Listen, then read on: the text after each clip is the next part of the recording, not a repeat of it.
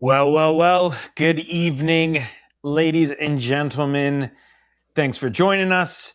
I'm your host, Josh from Toon Army Philly. We've got a full set of cast with us as always. So thank you, Dale. Thank you, Joe. Thank you, Jacob. And hiding behind me, you can't see it, but in viewer land, I will edit it, and soon Matt will magically appear, and I'll be hiding in the background. But it's good to see you all. Before we get going and break down the game that we saw earlier today, please don't forget to hit those thumbs up. It really helps us out. Please don't forget to let us know what you thought and participate in chat. I'm going to try and do a better job at coming to chat, and you can see it displayed on the screen there. But please, if you've got a question, one thing that helps me, start your comment with a Q. Just makes it stick out a little bit more. If you got a question for us, we'd love to address your questions and make it more engaging. Also, hit those notification bells. Lee's got plenty of content coming your way as he was at Molineux today. So stay tuned for more content from Lee as he travels home. And also, if you haven't already, consider becoming a member. All kinds of goodies as we're getting more involved. Joe is putting some good stuff, some members only content. I put one up today. One of the perks we're going to try adding is as we do some of our recorded content, we'll give you the full uncut versions as a member's perk. So you can go back and see that. You may have seen last week's full uncut version. So yeah, all kinds of goodies coming your way, and it just helps the channel continue to grow and stuff like that. Also, don't forget our sister channels, NUFC Women and Lee's channel, as he's starting to put some more content out there. So anyways, let's dive into it, and let's make me disappear and bring Matt on. How are we all doing, guys? I mean, everything was absolutely fantastic. Yesterday, Saturday, brilliant little away trip with no shields, 2-0, and then today. Other than football, yeah, things are good, but football-wise, I'm a little bit frustrated today, and it's not like me to be a bit low, but I think it's just expected now, isn't it? It is. Away. Yeah. It's one of them things. It's like, I don't know what it is with Newcastle. It's when we play opposition that's like the relegation area, we struggle to beat them. Like Burnley, we won like 3-1 against them, but like we made it so tough against them. Likewise today, I still think if they still played like 2 to 3 hours, we still wouldn't have scored. I think this season has been a story of like you take one step forward, one step back. It's the inconsistencies. That's what's sort of driving me crazy this season, to be honest. It's such a shame because like we had a good chance to go. I think it was 5th today. Like somehow, I don't know how, and we've just not took it. It's like any other team would have took it for sure. But yeah, it's just annoying. 1 point would have been fifth, 1 point behind Liverpool, who was sitting 4th. Yeah. I don't know about you, and I don't know about the viewers, but for me, what really, really frustrated me, the first half, at the end of the first half, I wasn't that annoyed. I wasn't that disappointed. I was like, right, we've built a foundation here. We can go forward and make something of this. But then the second half, we were so lackluster. We just seemed to lose all spirit, and that's what annoyed us more than anything. That second half was so... I mean, I was saying it to Josh earlier about Lewis Hall, like... No disrespect, Lewis Hall, brilliant player. It's an anomaly, an absolute anomaly when Lewis Hall has a bad game. But I feel today he didn't contribute nothing, and I don't think really anyone did. There's not really one player you can pick off the pitch, and it all for me falls down to that second half. It just went. Well, before we dive into all the nitty gritty, let's kind of go through it, kind of order of operations and how it happened. So I'm going to bring up the starting 11, and let's start with talking about that. And if you guys had any concerns or complaints. So obviously in net, we had Nick Pope, Kieran Trippier at right back, Malick Thiaw and Sven Botman in the middle, Lewis Hall out at left back, Sandro Tonali, Bruno, Joe Linton, Harvey Barnes, Voltamata, Gordon. Our subs were Ramsdale, Shahar, Murphy, Ramsey, Willock, Miley, Alanga, Neve, and Vissa. Anything about the starting 11 that surprised you? Anything that you guys would have changed? I'll start with you, Matt. Anything that you would have changed with the starting 11? So the one that stood out straight away was Trippier, but not because I don't think he should have started. I think Miley's earned that bit of a break from the starting lineup because he has been good. So I think he had earned that break, and Wolves should have been, famous last words, but should have been the time to give him that break. So that's a change that I was thought, yeah, okay. Mine was I would say like with trips, but it's against Wolves, so I thought me Ramsdale would have got a start and played Wissa up top, and then give Valdemar a break. And then I was thinking, I was thinking, and Oren, does Gordon deserve to be starting? Maybe start Barnes on the left, bring Alanga on the right, and then brought Gordon on. And that was the only my two that I was surprised by. The frustrating thing is, like, if you look at that 11 there, it's more than a good enough 11 to beat bottom of the table Wolves. Like, it's actually a strong 11, but we just somehow just cannot find a way through. And yeah, the only surprise I was probably a little bit with Trippier, but Miley cannot play every week at his age. Like, he'll just fatigue. Yeah. Trippier had an okay performance today. I'm not going to say a bad performance, but I definitely think, as I've personally felt, you're seeing the signs of age, and I think he needs to be that rotational depth going forward. So last but not least on the starting lineups, Joe, what about you? Any thoughts on the starting lineup? This Nick Pope Ramsdale situation, it's stop and start all the time with the two of them, and I think it proves to the point now that I think even Eddie Howe's questioning who his number one is, which to me sort of defines that you don't have a consistent number one, you don't have a guaranteed number one. And as much as I have tried to defend, I said it on the last recording, I'm starting to lose faith in Anthony Gordon, and I really don't think Gordon should have started today. I think and that's hard. Alanga hasn't exactly been great, I know that, but against, like Jacob said before, bottom of the table Wolves, why can't we now go and give Alanga a shot there? He's got pace to go against some of their defenders that I just think Anthony Gordon isn't utilising properly, and I think he would have linked up a bit better with Harvey Barnes. So yeah, I think Alanga should have started, and I just want something sorted with this Ramsdale Pope situation because it's really starting to frustrate us. The only thing I would say with the goalkeeper situation is like one positive is the clean sheet, and when we keep clean sheets, it is Nick Pope that plays. That's the only thing I'll say with that. As much as I like Ramsdale, I'm a big Ramsdale fan, to be honest, but when we keep clean sheets, it is Nick Pope who's in goal. If you look at the like all the match, first half and second half, both keepers had really nothing to do. It was like the two shots that we had on target, Star was easily, it was just like basically straight at him, and Pope just had to just get the corners in, catching, and that was basically it. So it was basically like none of them got tested. Yeah. So, like, we've got a clean sheet. But everyone's going to put the negative thing is that, well, both teams didn't really test goalkeepers. Yeah. Thanks, Kingy. In the comments, he's saying Alanga starting. That's you dizzy. The one thing I would say about Alanga, and I think is a good shout, there's been a lot of discussion about Alanga throughout the week and things like this. To me, I think actually an away start is a good way to hopefully maybe rejuvenate that faith, because at home, I've heard many channels of people who go, I think even Lee's mentioned it, you can just feel that tangible like frustration of 50,000 Geordies when he's just not clicking with him. At least on an away day, there's a little less of that. And I think an away day may give him that opportunity to try and get the monkey off his back, because I really think a lot of it is being exacerbated by confidence. I'm not saying that Alanga is all of a sudden going to become some sort of world beater, but to me, I think we can't write him off yet, but we'll get into that. Lee commenting in there that he felt that Wissa should have started. He said that in the drive down to stretch that defense.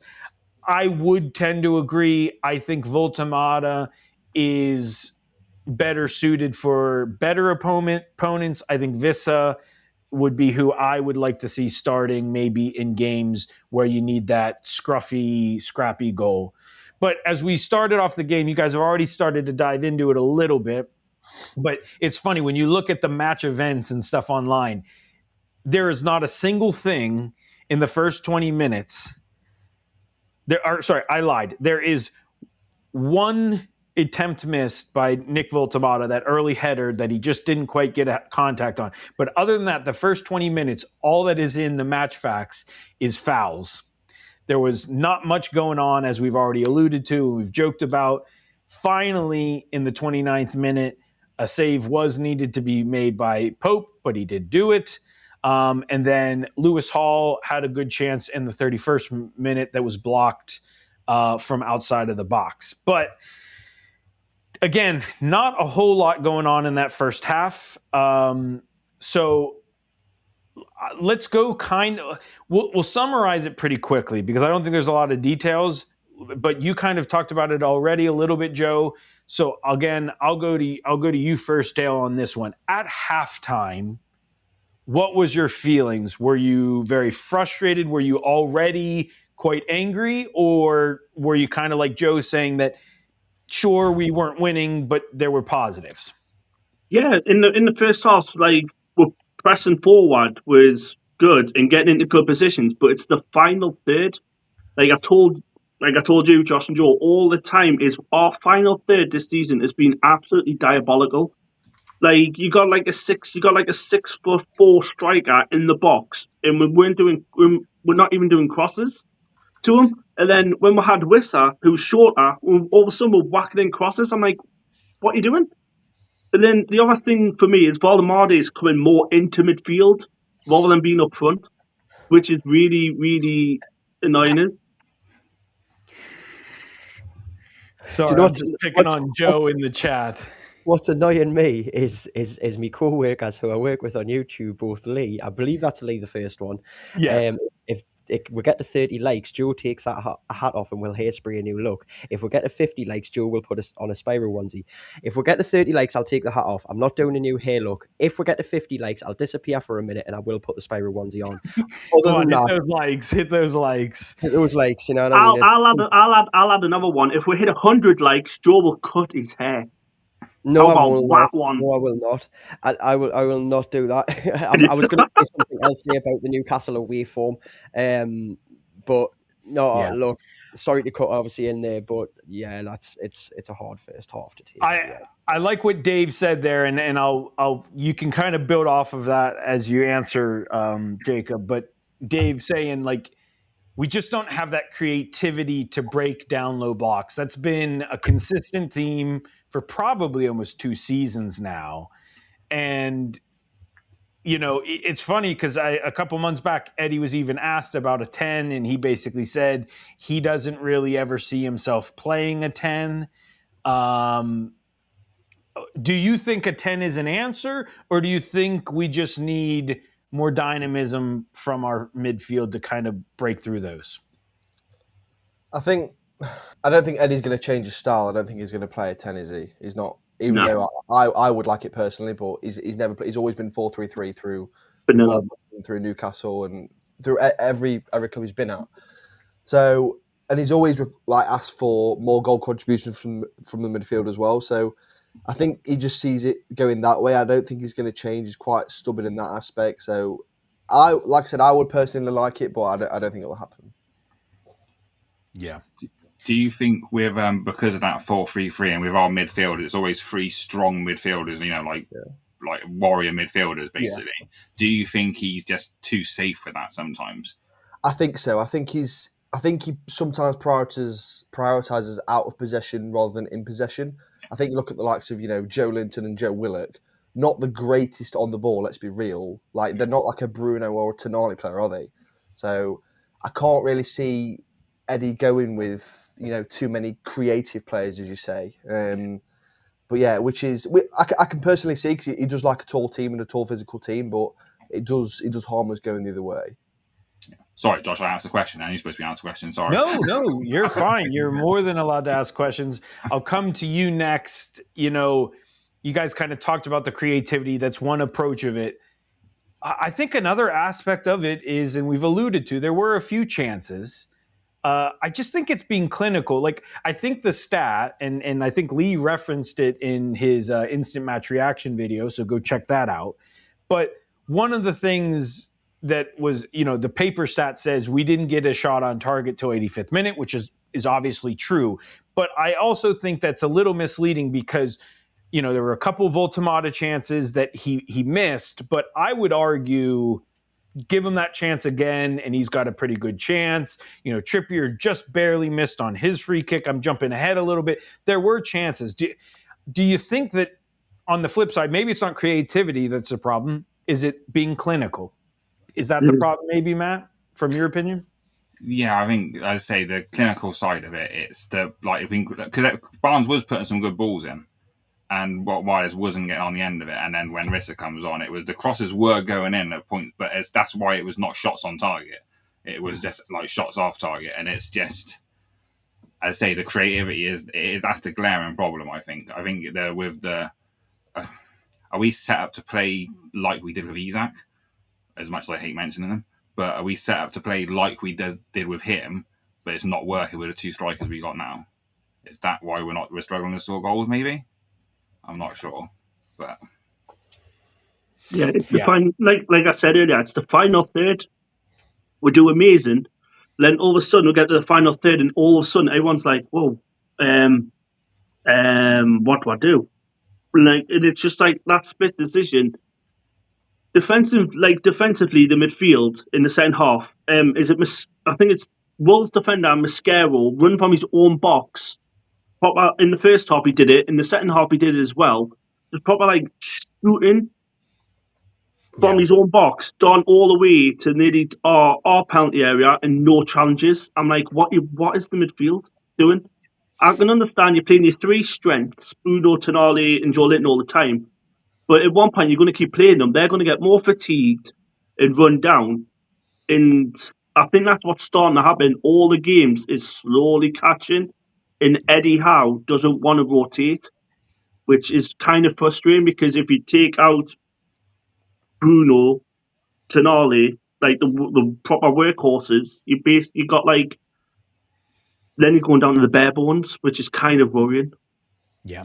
And some good comments in there, Dave, mentioning about, just crying out for someone like a Morgan Rogers, Adam Wharton. Also, Jacob Thomas putting in about Joe Linton having a couple good chances. Very true indeed. He had a couple looks that, again, I think on another day, if we could have taken, that would have been great. So, again, at halftime, I think really the only other big notable thing I think in the first half was obviously the little shake up to Trippier, getting the cut right by his eye. Thank goodness it did not hit his eye, and he was able to keep going. If anything, I think I personally felt he got better after the injury. Before the little shake-up, I was not too happy with his performance. A few misplaced passes. You could see his pace. And again, obviously pace is going to go, but just some of the things that I sometimes nitpick on him. But I think he grew into the game after that point and showed some of his leadership. Like I said, I thought for a second we were going to get to whip out the Kieran Trippier over the wall for the first time in 2 seasons, but unfortunately not quite. But as we go into halftime, I mean, I'm just curious. Sometimes one of the biggest critiques on Eddie is not making changes soon enough. Was there any changes that if you were manager that you would have made at halftime? I'll start with you, Joe. Or would you have just kept the same 11?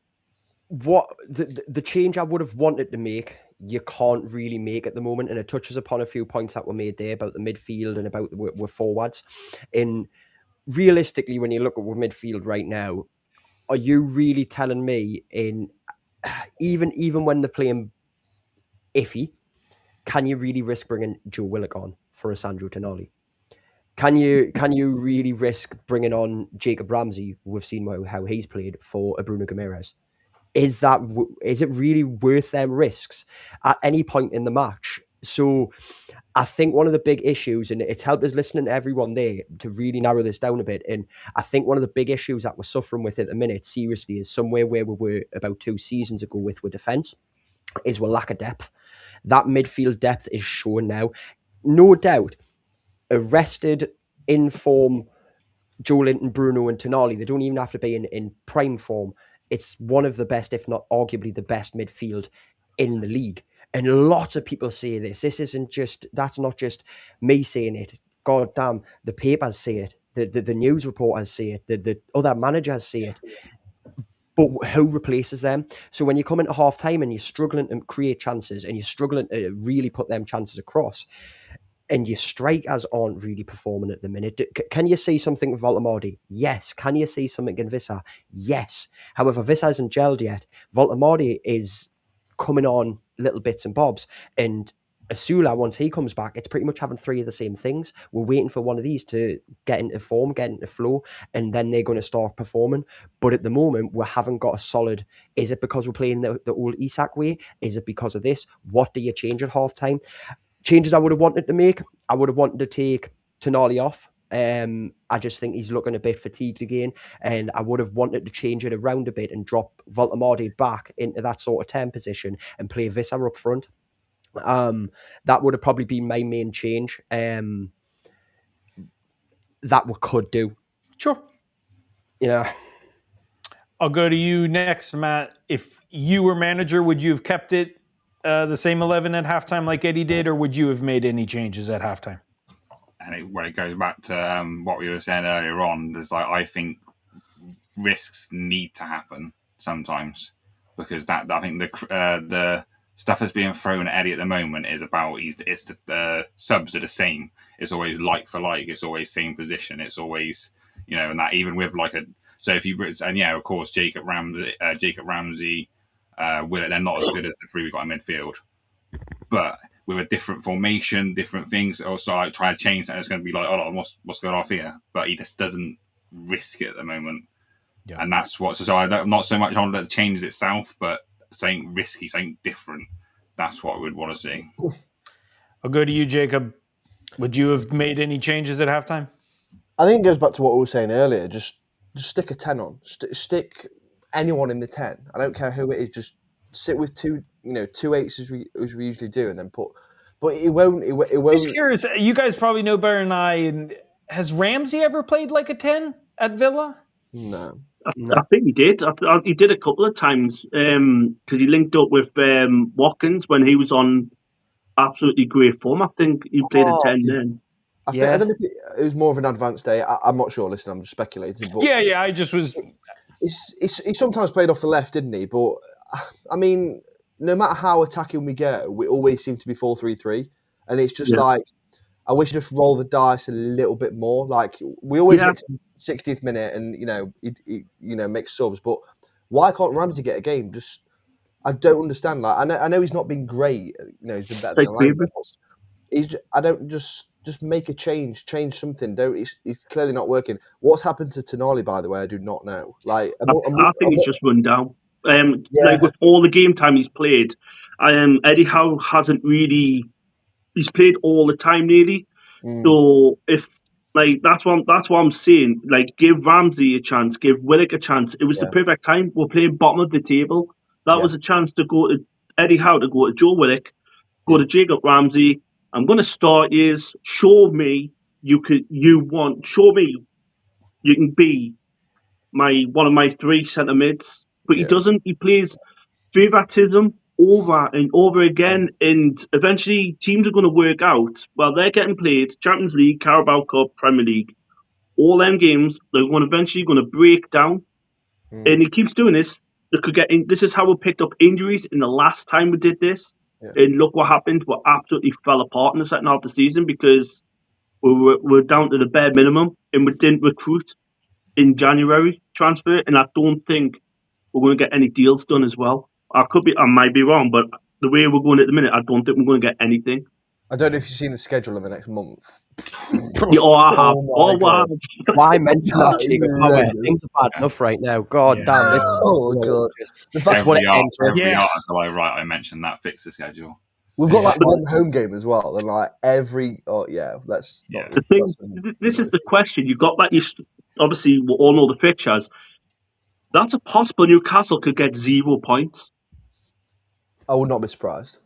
Like in the Premier League, I still, while saying that, Liverpool didn't yesterday struggle to beat Burnley. Yeah. Like I can't say anything, can I? Because we drew with Wolves, but I was about to say that. But Liverpool's away form and their home form versus our away form, something's got to give. Yeah. Thanks for the question, Lee. I'll circle back to that at the end after we talk through everything. So obviously we're at halftime.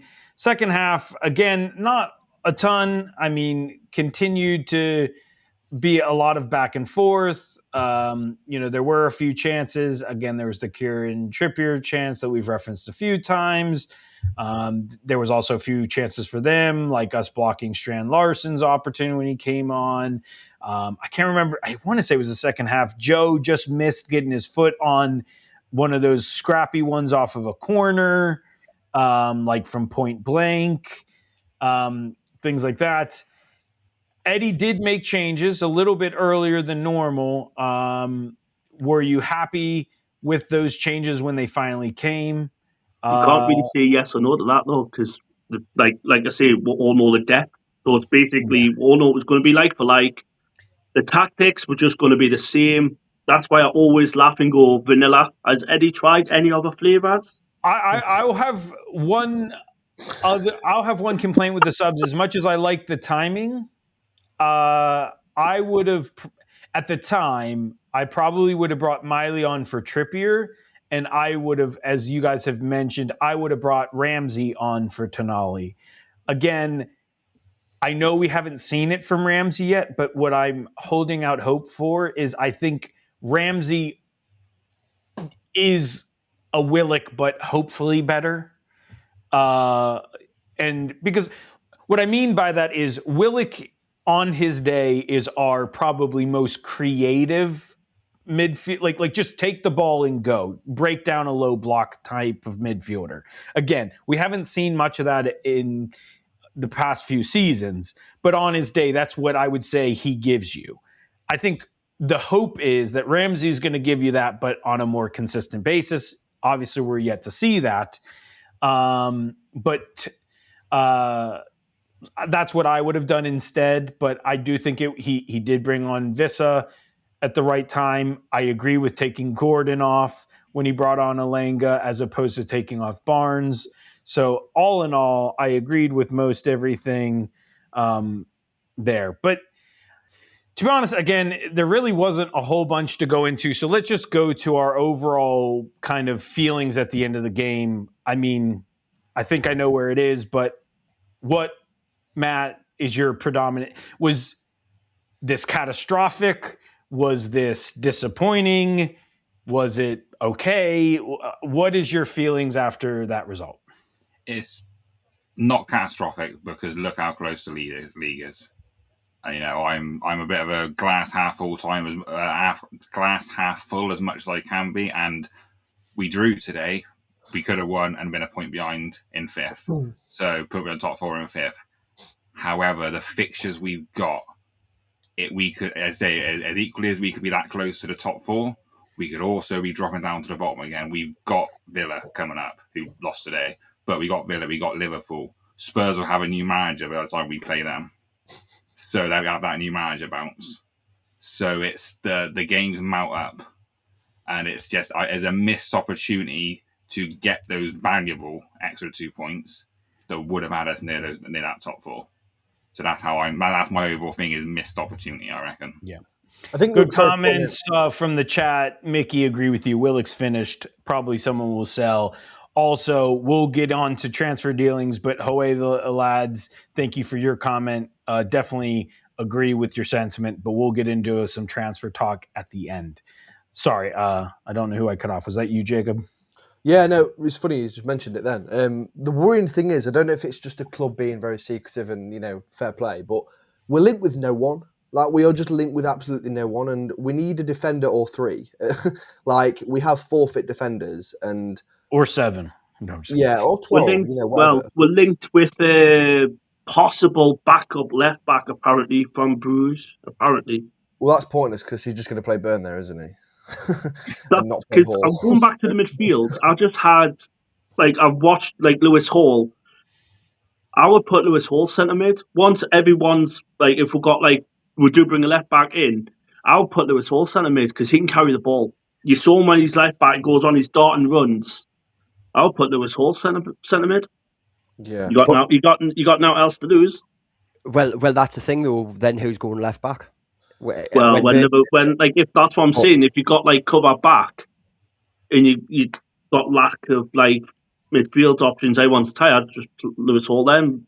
But that goes back to what Alex Murphy. Give the youngsters a go. You got nothing to lose. But that goes back to what we were saying earlier on. Lewis Hall, try him in midfield. That's a risk. Are we playing too safe? Is that too safe? No, that's not if they say that's a risk to do. We play too safe. Is they're not going to try Lewis Hall. Sorry, I got my word mixed up. Then we're not going to try Lewis Hall in midfield. Do you know where I think the issue with we're being too safe is, right? And it goes back to the substitutes at half time. Not at half time, it's at the 67th minute, right? Them substitutes for me, I saw it and I was like, right, earlier substitutions, great, thank you, I'm appreciative of that. But then the substitutions that he's made, for me personally, you shouldn't be taking Nick Voltamardi off. You should be taking Sandro off, but you should be taking Sandro off for, like I'd said earlier, for Vissa, putting Vissa up front a bit more, creating a very, very... Look, you can still play a slight 4-3-3, except it's just going to be modified a little bit, playing into your wings a little bit more, trying to get Voltamardi as the distraction piece for Vissa to be that final little foot over the line goal scorer, which is what we need to develop more. Now, I don't think bringing on Elanga, bringing on Vissa for Voltamardi and bringing on Miley for Tonali, that's not really given the chance for them balls to be made towards Vissa. We're still going to play the same routines of played out of the channels and get the long ball in. It's not working anymore, and I think that's the little tweaks that he's not risking. Taking risks like bringing on Alex Murphy in a 0-0 game when Wolves are trying to fight for something and anything that can scrape right now, I think that is a little bit too much of a risk. But changing just a little tweak on your formation, going, you know what, we're going to try and play it through the channels here a little bit more, get Voltamardi in, causing these distractions, causing a threat for Vissa to be forgotten about and slotted in. I just think it's little margins that he's not twisting at the moment for me, Eddie Howe. And I mean, I'd love to hear people in the comments let us know what they think about that. What do you think is the issue with Eddie Howe at the moment? Like, I think it's little risks. He's not taking them little risks, and we need more of that. Did we only use 3 subs? Yes. That's what I was thinking. I was thinking you got Willock on the bench. I was thinking, then you got Ramsey. I was thinking, why not just bring them on or one of them on and try and go for it? But you just played 3 subs, which I kind of thinking does that mean Willock and Ramsey are starting on Wednesday? See, I've got to admit, by the end of that game, I would have hired anyone on in the last 10 minutes. Well, Ramsdale up front. just get someone on to try and make a magic little spark to happen, because you could see by the 80th minute, we weren't scoring. We weren't going to create much that was going to be magic. I think by the 85th minute, I looked at that match and I was like, right, these are happy with the draw. Both teams are happy with the draw. No one wants to play for anything. And when I saw 6 minutes at a time, I was like, 6 more minutes of this stalemate where no one's going to try and break a leg. You know what I mean? Like, literally get in there, stick some tackles in, stick some good balls up ahead, and it just wasn't happening. And it's a shame to see us, and it goes back to very early on when Jacob said it. It's a shame to see us, and I would say this about any team in the place we were today, potentially going into 5th place against bottom of the table Wolves. Yes, there was a question earlier from Lee about, is it a case of they are on a good run at the moment, so it was a bad time to play them? No, I don't think it is. Wolves' form this season is a team we should be walking over with that starting 11. And we should be comfortable in the last 20 minutes to go, do you know what? We're going to put Willock and Ramsey on because we're 2-0 up. Yeah. That's how that should be going. And I think that's what's disappointed most Newcastle fans today. It's certainly what's gotten to me. We did not take the chance at all. We did not. Yeah. Before we go to, we'll fly through. Let's segue to, as you just answered, Joe, and it was a question from Lee. how much do you think, or do you not think, timing was pertinent to the result? With Wolves getting a little bit of form, does that factor in for any of you, or do you agree with what Joe said?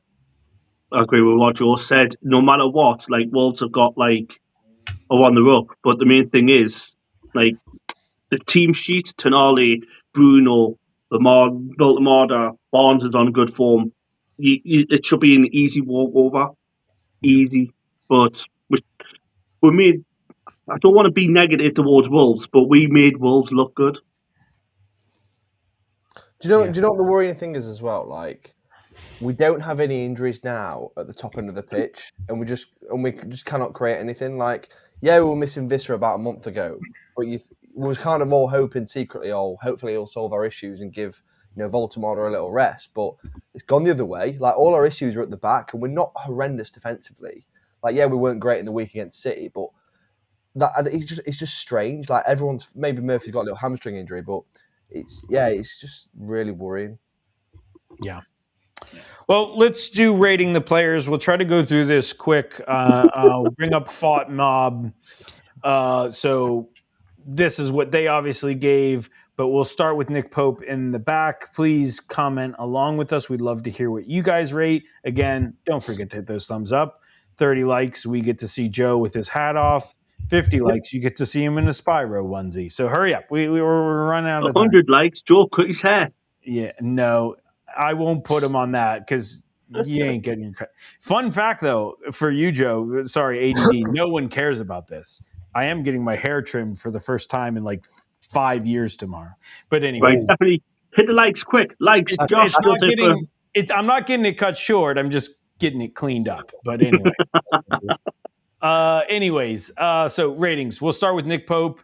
I'm going to go with a 7.5. I think he made some important saves when needed, but all in all, not really tested too much.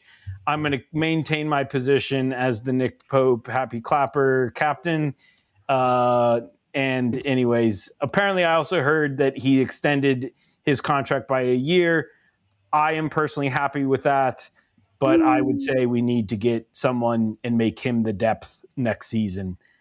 Because to me, Ramsdale is not the answer. I don't think he's bad, but I don't think he's the answer. I will go to you, Joe Kenja, Nick Pope. I'm glad you went to me because I was thinking this is a one where we need someone who disagrees, not who agrees, and I disagree. I'm putting Pope as about a 6.5, and simply because all he did today was just done his job. Nothing massively threatened him, and Nick Pope is someone who's always going to get some of those chances. The only reason Nick Pope would fail today is if he'd done one of his stupid run-outs, which he didn't really do. And there was a few moments he could have caught the ball instead of punching it back out, etc., so on and so forth. Yeah, so for me, he's a 6.5. And I'm not sitting here saying Ramsdale would have done any better. I'm not sure he would have. I think the only trade-off that I would have liked to have today from Ramsdale is the way Ramsdale plays the ball forward. He does that more often than what Nick Pope does, even though when Nick Pope does it, he does it well. So I do disagree with a 7.5 and a 7.7. He's a bit less than that for me. And maybe I'm being harsh at 6.5, but yeah, 6.5 for me. Jacob. It's difficult because he had nothing to do, really. I think between a 6 and a 7 is probably fair. Okay. Like Joe said, his distribution is obviously not as good as Ramsdale, so maybe it would have affected it in another way, but probably not. I fully agree with you. Not much to do. I do think there was still a few moments where I think of that one shot where, was it Arukadare, kind of almost bicycled it slightly. Granted, it went right to him, but he had to be positionally sound to make. Sometimes I think those right to you shots are underrated because you have to be positioned properly. And that's where I don't rate Ramsdale. Sometimes I think Ramsdale's positioning fails him, but fully agree. I don't think he did anything massive. Matt, your thoughts on Pope? I was going to go straight deadpan and 7. Sounds good. It was one of those games that there wasn't the opportunity for Nick Pope to do Nick Pope things. So it was, but he kept a clean sheet. So that's why it's straight down the middle, 7. Dale? 6. I'm going 6 because basically he had nothing to do apart from catching. So it's just like a basic average 6. Yep. Quick one, and it actually fits because apparently, per FOTMob, he would have been the player of the game. Would any of you take Jose Sa as a keeper next season? Just a fast Definitely one not. on the bus? I thought it was horrendous. It's just going to be exactly the same thing as Ramsdale, so is it really any point? There was a situation where he had about 5 seconds to catch the ball and just punched it. I don't know if you saw it. Yeah. Serious Pope, really is it? I mean, Nick Pope does the same thing. Aaron Ramsdale does the same thing. But fair enough. I think he did a lot good other than that one moment. I personally have always thought he's a bit underrated. But again, I think I've established that my knowledge on goal, just to add to the, I'll say goaltending, just to make all the Brits angry. My knowledge on goaltending is not good. Anyways, let's move on to the back line. We'll go with Kieran Trippier. FOTMob gave him a 7.4. Again, I'm going to go 7.5 as well. I think he did a solid performance. I think he had a few chances, but I also think his good stuff in the late covers up his very poor start. I think he had a very poor start. So I'm going to go 7.5. I thought it was poor. I didn't think he had a great game. I mean, maybe we disagree, but I just think Trippier now is showing his age a little bit. He's not the Trippier 2 or 3 years ago. And don't get me wrong, he wasn't bad. He didn't have a shocker, but I'd probably say I'd probably go like a 6 or a 6.5, but I might be wrong. I totally agree. 6 down. I'm going 6 for Trips. He was high up in the pitch, and then he tried to get the ball just every time the balls just went down on the left hand side and just got past Trips and left them for dust. And so just an average, he's coming at the end of the career now, so he's still got I'd say probably a year left for us, but we're 6 for him. Lee putting in, that's the sentence of the day. There wasn't an opportunity for Nick Pope to do Nick Pope things. That's true. That is true. Yeah, I agree. I'll nominate that for sentence of the day. Matt, what did you think of Trippier's performance? I'm gonna be boring and say pretty much the same 6.5. I compare Trippier when we positions is comparing him to Timo Livramento, and at the moment the pace isn't there anymore, and you can see he's winding down, and you sort of unofficially know the wages as well, and you wonder where that could go at the end of the season. But 6.5. Ooh, that was a heel turn that on Trippier. Ooh, I liked it though, Matt. I agree. I'm there setting up the table for you to put him through. I've got to say with Trippier the day again, I think he was probably the second or third best player on the pitch, and I still rate him only like a 6.5. It's not great. It's not great. It's not great to see. Yeah. Jacob, I know the watchers cannot see your reaction. I saw your reaction. Who would you say, can you name 3 people you thought were better than Trippier today? I'll be Barnes. Yeah, Barnes. Bruno. No, probably not. Probably. Okay. I just thought no one was... I was just curious where... I mean, I agree. At first, the comment sounded crazy, but then when you think about it, it maybe wasn't as crazy because not many people had great days. I don't think... That's it. For me, he was literally... Mickey's just said, right? And Jacob said one of the players who I put in contention for the best 3 players of the match. For me, personally, it goes Trippier third, it goes Botman second, and it goes Malick Thiaw first. They were the best 3. And even Malick Thiaw and Botman, I would not turn around and say, well, mint, Mickey. Sorry, but I wouldn't. The Botman had a really good moment where he got that yellow card, which I think if he didn't do it, it would have went downhill for her. And Thiaw was just, he done his Malick Thiaw things, but he didn't do anything spectacular. No one performed really on that pitch. And then I put Harvey Barnes up there as well. And that's probably the 4 players who I would like to talk about out of this match. Yeah. And even then, I don't enjoy it. And not at all. I can't believe I'm being such a negative Nancy about this game, but I am honestly so disappointed in it. And I'm so disappointed that I have to sit here and say, Trippier was the 3rd best player and he played shit. Yeah. I think that's probably a good point though. There probably isn't 3 best players because, spoiler alert, I don't think anyone was above a 7.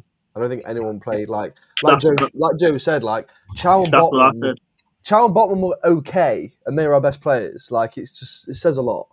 I said in the live stream chat, no, I'm rating no one above maybe I said Bond probably 6.5. I'm just going 6 and 6.5 because I didn't really create much. Yeah. Sorry. No, you're fine. I was going to say, to be fair, the more I think about it, and I tend to just go in the fly, but if I look at all of the players on the pitch and then try to think how I'd rate them in proportion to each other, I'd probably make both of my 7.5 7s, because I agree with you. I don't think anyone was really massively above it, because it's not like I'm holding out to give someone a good score today. I don't really think anyone got a good score. But yeah, let's move along to our center back pairing. I'm going to just give them both 7s. I think they had solid performances. There were still a few moments where Botman gave me the heebie-jeebies. There was a moment or two where Chow gave me the heebie-jeebies. But all in all, we were not punished for it. And I think it's important that we did. One of the half glass full, because I'm like you, Matt, and when we're talking about how do we take this performance, I don't feel that this is a catastrophic thing. It's not ideal. But plus side is we did manage to keep a clean sheet. So I'm going to give them both a 7. I'd agree with that. Malick Thiaw, Botman, 7s. Anyone disagree with 7s? Yeah, like I said, like I say, I'm rating my team like the team that I said. Both fixes for the both centre backs because I've had basically nothing to do really. They're just like, apart from like sliding challenges by Botman in the corners, and that was basically there. So it's just 6. Cheers to Mickey. Mickey's 8 for Botman. So, I thought you were going to say, what? Let's just come through where we turned around. I was going to say that one. He also said about heebie-jeebies. It's heebie-jeebies. But anyways, heebie-jeebies. Also, lackluster is spelled Lackluster, but I had to correct it for Lee because apparently you guys spell it wrong. So anyways. You spell it wrong. Countdown. Deducted pay for you now, Josh. So let's move on to Lewis Hall. Lewis Hall, I think, was probably, again, one of our better players of the game. Definitely not, again, his best performance, but I think when you compare it to all the other things relative, I think he was pretty good. With my adjusted scores, I think he's going to be the only one I actually give a 7.5. And before, no, I do not say soccer. I do have standards. Come on. Yes. I want to jump straight in there, and I feel like this is one of those ones where people are going to jump on me here, right? But honestly, for me, Lewis Hall, if he had played the same way he did in the first half, he would have came out with a 7.5. That second half is one of the worst performances I've seen from Lewis Hall in the black and white shirt. He made so many mistakes when he went forward. He made so many mistakes running at the wrong times and leaving Botman weak. For me, his second half performance dropped him down to about a 5.5. I was not, and look, I'm not getting at Lewis Hall. I love Lewis Hall. He's a phenomenal player. He is unreal. I think he's mint. I want him, for years. I do. But today, he was one of those players where I really watched him, and every time he got the ball, I was like, come on, Howe Hall, do something. And he just didn't. So, yeah, 5.5 for me for Lewis Hall, because that second half, I don't rate him in that second half. I really don't. But in the same breath, I feel for him because who do you take him off for? Alex Murphy, of course. Yeah. You really want Alex Murphy playing, don't you? He does. Why not? He's the youth. Well, he's the youngsters. It's all about giving the youngsters time. Look what Arsene Wenger did with Arsenal. He let youngsters in, and then they become phenomenal. It's like Eddie Howe doesn't trust the youth, the youngsters that we've got. Well, apart from Lewis Miley. Yeah. And that's it, really. But it's like you need to throw them in the deep end. I don't think it's a youth thing. That's one of those two of the myths about Eddie that I get a little frustrated the most, and maybe you guys disagree. This myth that he doesn't like youth. I think it's just the youth has not been what we hope. Alex Murphy, Shahar, some of these that we had high hopes for, they haven't panned out as much as we'd hoped. But and the second myth that bothers me sometimes is that he only wants English players. He's signed Sandro Tonali. He's signed Bruno Guimarães. He's signed Sven Botman. He's signed Anthony Elanga, Alexander Isak, all people Malick Thiaw, Malick Thiaw. I mean, exactly. So I hate this. And also, my other favorite thing is this myth of by Premier League proven. Sorry, this is just me getting out some PTSD sessions. But my old good buddy, Mighty Win, shout out to him. He was on the previous channel I used to be with, but he always said, buy Premier League proven players. He always wanted to buy Jared Bowen and things like this. And he'd say it's good value for money. Look how good the value for money was for Anthony Langa. Look how good the value for money was for Jacob Ramsey. Look how good the value for money was for Malick Thiaw. I rest my case as the ghost of in the background. Anyways, let's move back to player ratings as I have my ADD tangent. Bruno Guimarães, I'm going to go with a 7. He had the moment to be the hero again, and it just didn't. Just not today, unfortunately. Poor Bruno. I fell for him when he hit that. I did too. It looked. I honestly, I thought it was. Yeah, I don't know what you guys, but I thought, oh my God, Bruno's done it again. And you didn't realize how wide he missed it until they showed that second ankle. Yeah. I Bruno, I'm probably the same as I think Dale's probably going to say the same. Not sure about Jacob and Matt, but for Bruno, for me, 6.5. Like he didn't hit the mark. I love him a bit, but he didn't hit the mark. I still think he had a solid. He drew some good fouls, but fair enough. Half a point, not much difference. Anyone have anything massively they want to disagree with on that? I'm going to 6 for Bruno. Yes, he had some good moments like passing there, but like he's just like I think his fatigue is just coming down now. It's like the more tired Bruno gets, the more rushed he tries to pass the ball through, and it's just like sloppy passes as well. So I'm going 6 for a captain. I think with Bruno, sometimes he will try. I don't like it as a phrase, but he almost tries too hard sometimes. Mm-hmm. And that's when he ends up having to misplace passes, which was always the thing we want people to try. But sometimes you can tell he's pushing it a bit more, and that's when the misplaced passes come. Yeah. Sandro Tonali, I'll go 6.5. I don't think it's been as bad as some of his, but there's still definitely some misplaced passes. I can think of one in particular where Trippier was starting to go and he put it back, and Trippier had to do this weird kind of circle back before he could then try and do his bomb around. So Sandro just a little off. Again, listen, I think he is eating through his credit that's in the bank, but I still think we just got to pray that it is just with things going on in his personal life, which would be totally understandable if he's off a few paces, because the counter world makes me very depressed to think if maybe his head's been turned or something like that. So I'm not going to go to those dark places.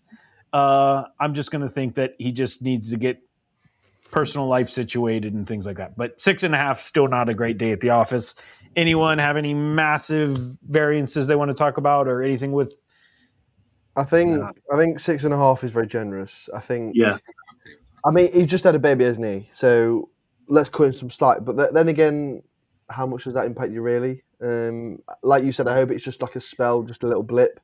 But I'll let you chime in, Joe. You're the only one I think with a baby. I don't know. Maybe Matt, you have had children, but I do think, and I'm not saying it makes an excuse, but I do think it is very easy for us to underplay how massive having a kid is and messing up, especially for a professional athlete. That I would say the big thing with professional athletes today is all about routine.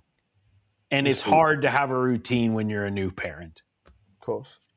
So, but I think personally, honestly, I don't think it's got no to do with him having a kid. I don't even think it's mental, like any sort of mental health or personal problem issues. I don't think it's out like that. I think for me, for Sandro Tonali, what it is yes, the amount of games he's playing. However, Sandro is probably one of the few players on our team. No disrespect to anyone else. I've always found this special about Sandro, but Sandro is one of the players who, if he plays from the first minute and he plays up till the 90th minute, he's got the same pace, he's got the same track and back, he's got everything everything, and he runs like nothing's the matter for that entire 90 minutes. To keep that up in the schedule that we have consistently, he's going to feel some fatigue. And there was a couple of games ago, I can't remember who we were against, and I seen him. He's holding his hip and everything like that. He's wear and tear. I really do. I think that's all it is. Wear and tear. Yeah, that's what it is. Like I say, but like the Eddie Howe favourites, he's always going to pick them three if they're available. And this is where, with all these games, this is where you rotate. Like you got PSV on Wednesday. This is where you start on Ramsey or Willock. You rotate your players, keep them fresh, rather than burning them all out. Because eventually, we all know what's going to happen. It's going to be mentally fatigued, and then it's going to be injury, and they'll just be picking them one by one if the way we keep going. Yep. We'll move on to Big Joe. We'll try to fly through this. Almost out of time for the night, but Big Joe. 6. Anyone disagree with 6? It's nah. I hate it not to be able to disagree, but I don't. He's a 6. I hate that, but honestly, I could go on tangents all night about this team tonight, Yeah. like, especially from where we are going forward. The next like 3 or 4 players who we've got to discuss. I'm no disagree. No. Barnes. 6.5 for Barnes. I was going to go 7, but then I was thinking maybe am I being really generous with that? And I was thinking, yes, I was thinking 6.5 for Barnes. And I think he was like going forward, the crosses he was putting in for Valdemar, Wissa, and everyone else. So I would say Barnes was probably the best player. I think Barnes is worth a 7 personally, but I understand the 6.5. If not, I'll move on to Voltamata. Well, you missed out Gordon. I'm just going right to left. Ah, right, got you. I was going to say, you're not going to win. I keep forgetting, I go position, so I'll go right wing, left wing, then the forward. Sorry. I'll go to Anthony Gordon by popular request. And, Anthony it's not Gordon. Going to be a good read anyway, so. To be fair to him, I don't think he did much wrong. I don't think he did much right. I'm going to go 6.5. That is being proper generous. That Go 5.5. I'll go below that. I'm going to go 5. I do want to preface this maybe, and I feel like I noticed this again. I always think 6 is like baseline, but I've been told that you guys say 5 is baseline. Yeah, so 1 to 10. I always think so of 5 FIFA scores, and I always felt like whenever I played FIFA, 6 was always the base. So that's why maybe I'm seeming generous, because in my brain, 6 is if you were purely did nothing. See, for me, 6 is like you've did your job and that's it. Do you know, like Pope? Pope was a 6.5. He did his job. There wasn't out much else to it. He arrived on the day. He got his wages. Off he went home. Where for me, if I go below a 6 right now, I'm starting to question performances. Like I say, Hall's a 5.5. For me, Gordon's a 5 as well. Like, yeah, definitely. He didn't even turn up properly today. He should be getting his wages cut for the day, but like a few people should. I think anything from a 6 and below is very, very, very accurate of what. I mean, listen, we all know where I stand on Gordon. I am firmly in Gordon out, sell him, cash in. I think he doesn't want to be here anymore, and I don't think he's given us his 100 in a long time. But anyways, Voltamata. I'll just let you guys go. I'm not going to go because I'm too positive. I'm gonna go for Nick Voltamata. I'm gonna go 5.5. I agree. When the cross came in for that header, he should be doing a lot better then. Easily done a lot better then. And then after that, he didn't really do anything. For me, it was just like he was coming to midfield, dropping too deep to go in midfield, and then when the crosses were coming in, he was nowhere near in the box. My only thing I would say with Voltamata, as much as I agree with everything just said, if he put one of those, I mean, his second header in particular, I think he did it. He did everything but put it in the net. I think he took it very well. He just barely missed it.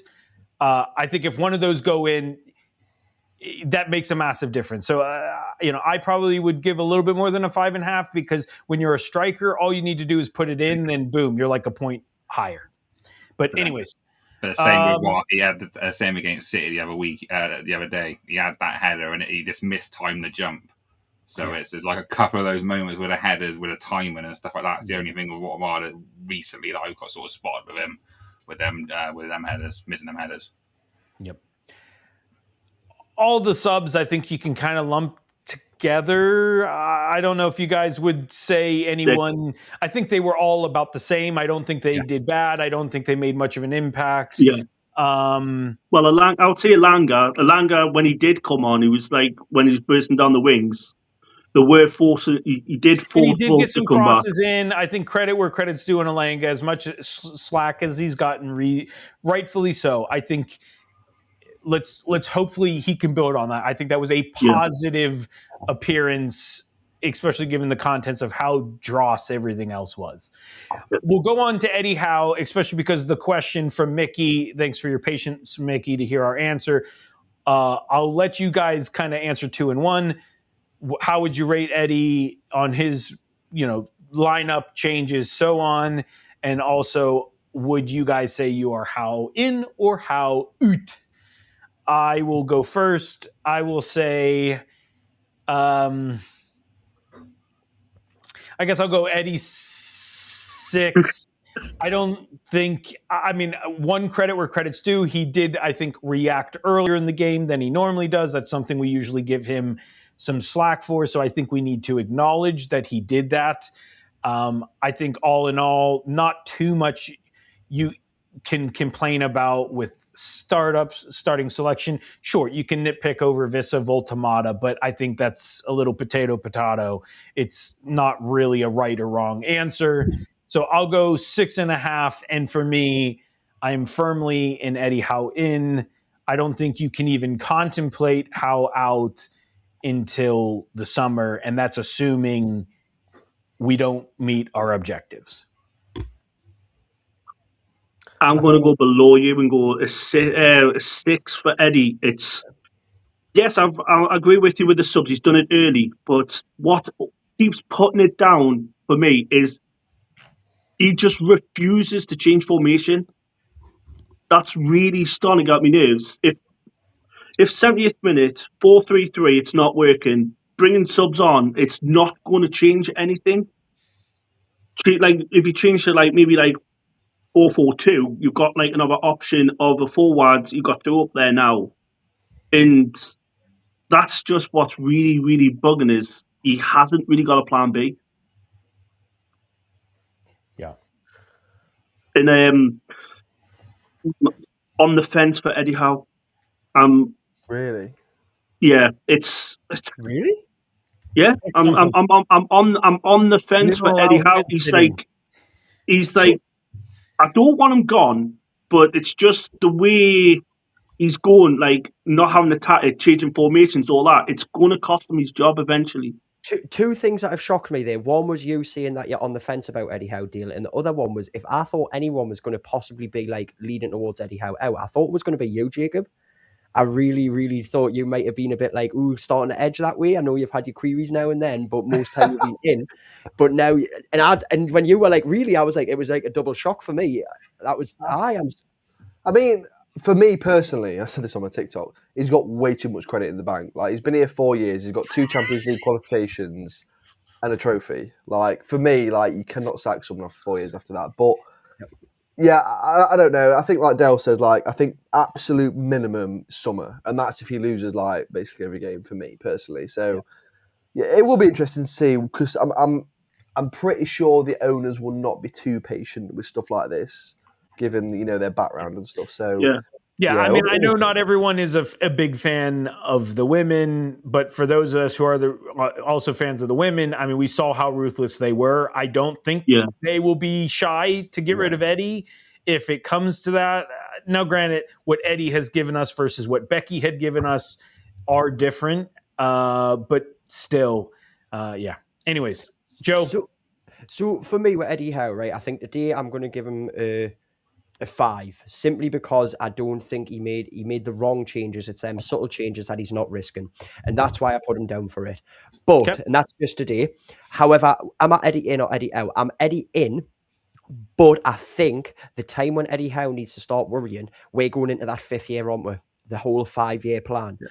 I think if it comes to the end of year 5 and Eddie Howe hasn't either brought another trophy in or got a solid Champions League place, and I mean like he's finished strong to get Champions League qualification, I think those two things are going to be big things where the Saudis are going to go, are we sure we want you now, or can we now bring someone in better? We've got the foundation that you've built. We need to advance. I think until that 5th year's over, so the end of next season, Eddie Howe doesn't really need to worry. I think that's where he is at. And I'm glad of that. I'm all for keeping managers in for a long time. But yeah, a bit of a dink 5 for Eddie today, but it goes across the team. Disappointed, but Eddie in. Final one for you, Matt. How in? So today is it's 6, but that's because the whole team's at 6. You could have done the ratings of just what the team rating, and they would have been 6, 6 and below. Yeah. The Eddie Howe situation, I'm Eddie Howe in. I don't think he leaves us unless it's for England. As far as like we're about to get sacked, I don't think he leaves us just for England. But I know it's a completely different situation. But with Arsene Wenger's time at Arsenal, what he did for Arsenal, his time there naturally came to an end. Yep. I think that's where Eddie Howe's coming. This possibly the end of this season, no earlier than that, could be the natural time for him to move on, especially with the potentially being England coming up in the summer. That's where I think it could be that natural point for like, thank you, you are a legend for us. But that's where it could be in the summer, I think. Before I say Eddie, I said Eddie on the fence is because I like Eddie Howe. I want him to stay, but the way he goes on, like his tactics there, that's why I'm saying I'm on the fence that he could lose his job if he doesn't change the tactics. Yeah. So I will go to one last question, and it kind of ties in. Hopefully you're still with us, Howe the lads. 22-23. He mentioned about signings now. I think this is a good segue to one kind of where I stand on Eddie and all of this is, I think I said this on the last show, and I want to say it again, even if it's just for the good of my health. I think one of the important things for us to remember is it's very easy when we're not in transfer windows to forget, why does Eddie not have maybe the depth he wants to rotate with? Why do we have injury problems and things like this where Man City may not? Man City has an injury problem, but they can still bring on great players. It's because PSR doesn't allow us. And I just want to say it again for the good of our health. I think all of us know this, but we cannot forget how much that has hamstrung us, because in an ideal world, I think Eddie would want more. I don't think he's naive. I think he's trying to deal with how he can in the situation. I also think, as frustrating as it is for us, Eddie built this foundation the first 2 seasons on the high octane, high energy.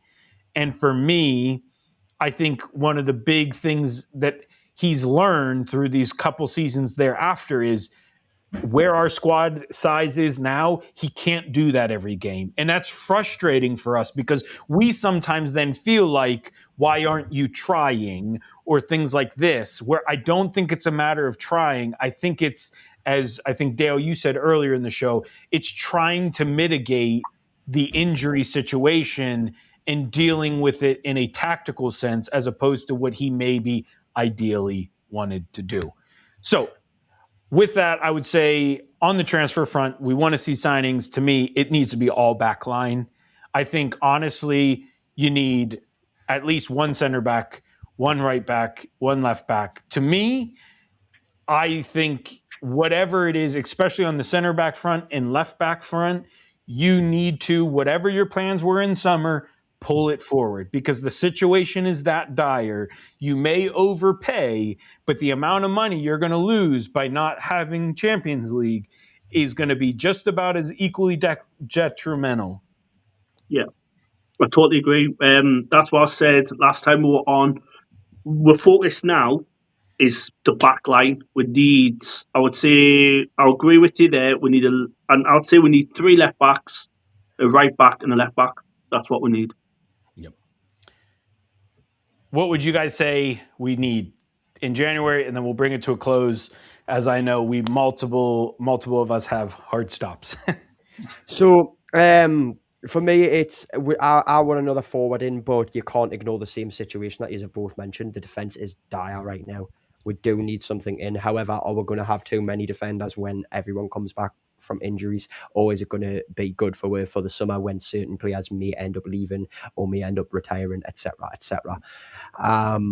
We need something else in attack, though. I'm desperate for that, and we need depth in midfield. I can't believe we're sitting here saying these things, but it's because some of our purchases in the summer haven't come the way they should. The defense is the most important thing. I'm rambling because it is such. I hate talking about transfers right now. I just want something. I want something in this window, in this January window. I want something. That's all I care about. Give us anything. Give us a forward. Give us a midfielder. Give us anything, because anywhere you put a new player in, it's going to bring something in. It's going to bring morale. It's going to bring hype. So just bring it. I don't know who the Hound is. What, please? Please put something. No, I'm going to say something popular now. I don't think we bring anyone in unless someone gets sold. Yeah, that's what I said as well. I don't, because we didn't think outside the box enough with, like, I'm going to shout out to GH, my mate GH for this one, but we had the safe Premier League signings, Elanga and Ramsey and Wissa. The ones that have done the best was the outside the box ones, Malick Thiaw's, Almada. We didn't, but now because of those safe signings with the Premier League ones, we might not have that wiggle room in January unless Willock or Asula goes. It's interesting what Joe said earlier, though, about like bringing the summer plans and potentially forward to January, because you've got Cher and Trippier, whose contracts are both up in the summer. Like, they are 34 apiece. Like, can we bring them forward and maybe, Cher's out for 12 weeks, 3 months, and Trippier's not getting any younger. So could you bring that, like, a centre back and a right back forward a little bit? Maybe I don't know, but then Or even try and go for the free market, like. Check who's going out of contract and get them pre-signed, and then that way you go, all right then, and then at the end we're going, but then just in January go, oh well, we've just signed a pre-contract with this person, he'd be coming in the summer, and then that way that's going to get fans going, get in, we've got actual new signings, we've got it there, but it's something for the summer, we're going to get them, and then that's giving the fans more hope, going, oh, get in, we're actual getting them in the summer, we're actual progressing forward. Or they'll be more like, well, we're signing up for December. Why could we spend that money now? That's probably going to be the argument. Mm-hmm. But sorry, Joe's picking on me over here. No, I agree with you guys. We need to do something. Thank you all for joining us. I will leave you with one fun fact. I don't know if you guys get the same fun facts, because I always forget if we have the same commentators. But on the broadcast, they said today that we'll play quick trivia. Do you know when the last time a Wolves-Newcastle game finished 0-0? That's going to be like the 1950s. 1963. 1963, I believe Jacob's knowledge. I'll just guess. Matt? This afternoon. Well, before this afternoon, I forget the exact year, but it was the late 1800s. Wow. It was like 1890 something. I remember. And I was just like, what the heck? That's Lee would turn around and be like, I remember when Newcastle drew against Wolves in 1886. It was a grand day, and my granddad wrote about it. Yeah. I'm doing me Googling, but I wouldn't have found that one. Yeah. The balls back then were pigs, blood. Anyways, well, it's been great. Thank you all for joining. We must have hit the 30 like mark because Joe put his hair down. So thank you for 30. Keep them coming. If you get us to 50, Joe will come on the next one with the Spyro onesie. So keep those likes coming, even as this is on the record after. Please like, hype, subscribe, become a member, all these great things. We appreciate all your help. Thanks for Lee in the background, keeping the chat moving a little bit too. Safe travels home, my friend. Hopefully you've dried out by now. But anyways, I will leave you guys to that, and we will talk soon. Away the lads and lasses. You guys, take care.